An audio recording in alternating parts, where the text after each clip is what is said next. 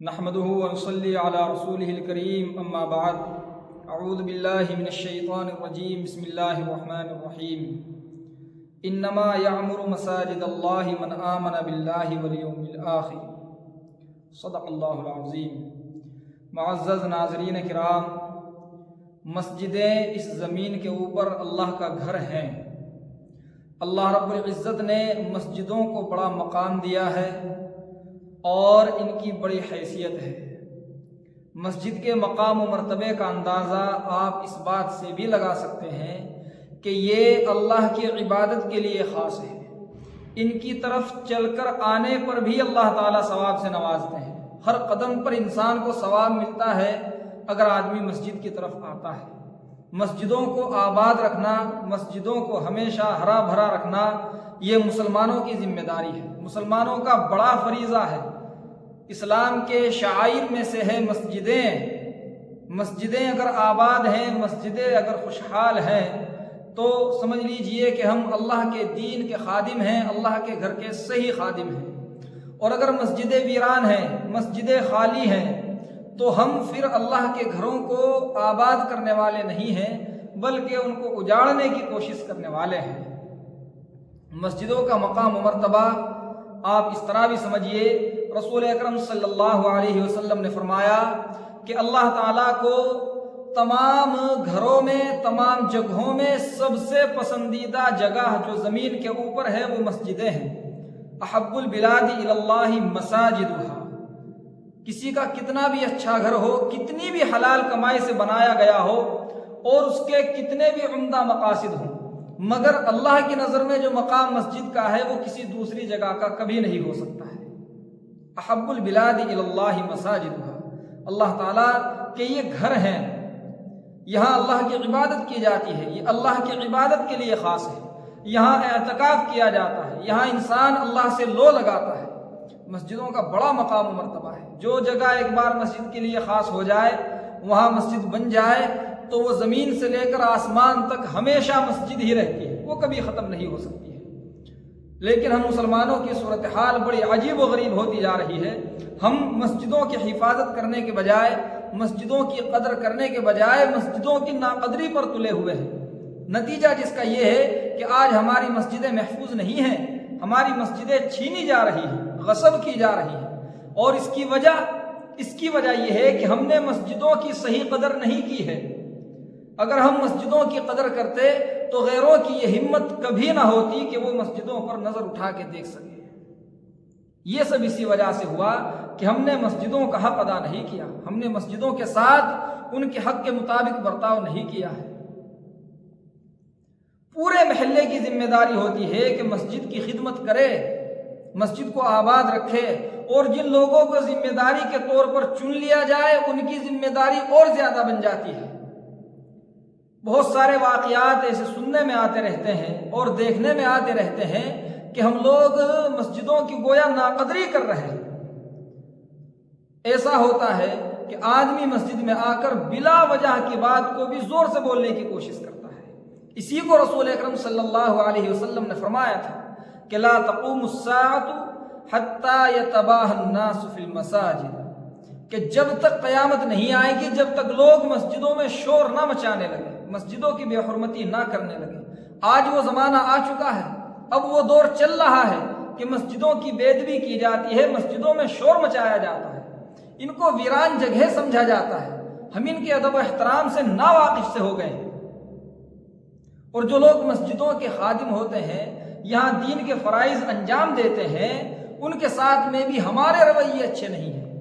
جیسا کہ پرسوں ترسوں ایک مسئلہ سامنے آیا، ایک صاحب نے معلوم کیا کہ کسی مسجد کے ذمہ دار لوگ اگر امام کی اجازت کے بغیر امام کی جو ملازمت ہے، اس کی جو تنخواہ ہے، اس میں کمی زیادتی کرنا چاہیں صرف اپنی مرضی سے، تو کیا یہ جائز ہے؟ اور اس پر یہ کہ اس کو کم کر دیا جائے یا اس میں ایسی شکل اختیار کی جائے جس کی وجہ سے مسجد کی خدمت کرنے والے اس امام کی حق تلفی ہوتی ہو، تو یاد رکھیے ایسا کرنے والا اللہ کے گھر کو ویران کرنے والا ہے۔ مسئلہ یہ ہے کہ اگر آپ امام یا مؤذن کی تنخواہ میں کمی یا زیادتی کرنا چاہتے ہیں تو دونوں سے پہلے مشورہ لیں، ان کی اجازت لیں۔ ان کی اجازت کے بغیر جبراً ان کی کسی آمدنی میں یا ان کی کسی بھی طرح کی تنخواہ میں ایک رتی کے برابر کمی زیادتی نہیں کر سکتے ہیں۔ اگر ہم ایسا کرتے ہیں تو گویا ہم اپنے آپ کو مسجدوں کا مالک سمجھتے ہیں، جبکہ مالک اللہ ہے۔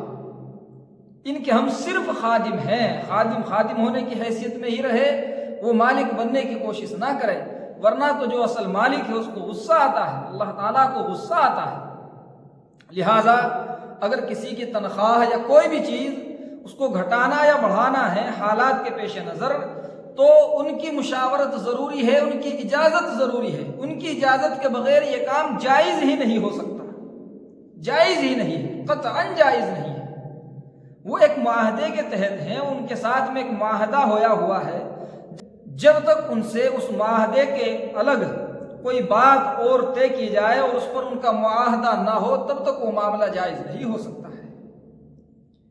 اس لیے ہمیں اس چیز کا بہت زیادہ خیال کرنا چاہیے۔ آج ہم ہر طرح سے مساجد کو نقصان پہنچا رہے ہیں، ہر طرح سے، تقریباً ہر اعتبار سے مسجدوں کی حق تلفیاں بے انتہا ہو رہی ہیں۔ مسجدوں کو سجانے پر تو دھیان ہے، مسجدوں میں ٹیلے لگانے پر تو دھیان ہے، مسجدوں میں ایسیاں اور پنکھے لگانے پر تو دھیان ہے، مگر رسول اکرم صلی اللہ علیہ وسلم کی مسجد میں کیا تھا اور اللہ کی نظر میں اس جگہ کا کیا مقام تھا؟ وہ کیا پنکھوں کی وجہ سے تھا؟ وہ کیا ایسیوں کی وجہ سے تھا؟ کیا وہ ٹیلوں کی وجہ سے تھا؟ نہیں، بلکہ وہ اس لیے تھا کہ وہاں پر نماز پڑھنے والے لوگ دل کے سچے اور پکے تھے۔ اسی لیے کسی شاعر نے کہا تھا کہ پہلے مسجدیں تھی کچی تو پکے تھے نمازی، پہلے مسجدیں تھی کچی تو پکے تھے نمازی، اور اب مسجدیں ہیں پکی تو کچے ہیں نمازی۔ اب نمازی کام کے نہیں ہیں، مسجدیں شاندار ہیں، خوبصورت ہیں، مگر وہ کس کام کی ہیں؟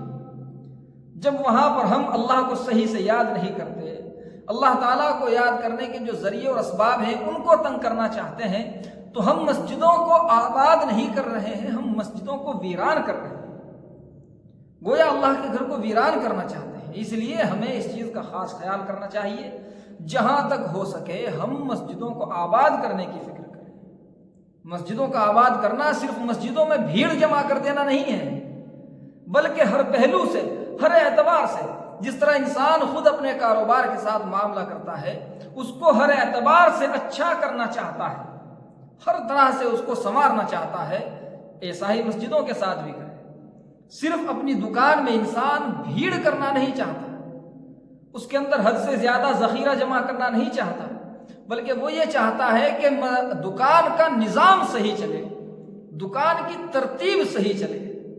لہٰذا مسجدوں کے اگر ہم خیر خواہ ہیں، اللہ کے گھر سے اگر ہمیں محبت ہے، تو ہم یہ کوشش کریں کہ مسجدوں کا ہر طرح کا نظام، وہ خواہ کوئی بھی ہو، وہ صحیح چلے، اس میں کوئی خرابی نہ ہو، میری ذات کی وجہ سے اللہ کے گھر کو نقصان نہ ہو جائے، ورنہ اللہ تعالیٰ نے اگر میری پکڑ کر لی تو میرے پاس کوئی جواب نہیں ہے، میں اللہ تعالیٰ سے کسی بھی طرح چھٹکارا نہیں لے سکتا۔ لہٰذا مسجدوں کو کسی بھی اعتبار سے نقصان پہنچانا اللہ کے گھر کو نقصان پہنچانا ہے، یاد رکھیے، اور اللہ تعالیٰ کا عذاب انتہائی سخت ہے۔ ان بطش ربک لشدید، اللہ کی پکڑ تو انتہائی غضبناک ہے۔ آدمی کو ڈرنا چاہیے، آدمی کو اللہ تعالیٰ کے عذاب سے خوف کرنا چاہیے۔ اللہ سے دعا کیجئے کہ اللہ تعالیٰ عمل کی توفیق عطا فرمائے۔ وما علینا الا البلاغ۔